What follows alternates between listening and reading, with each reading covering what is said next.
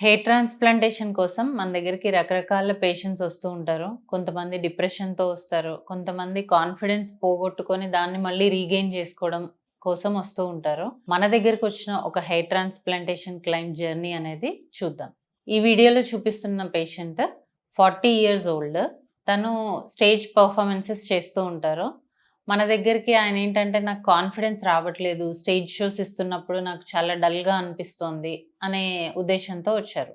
ఇతను stage 4 androgenetic ఎలోపేషియాలో ఉన్నారు.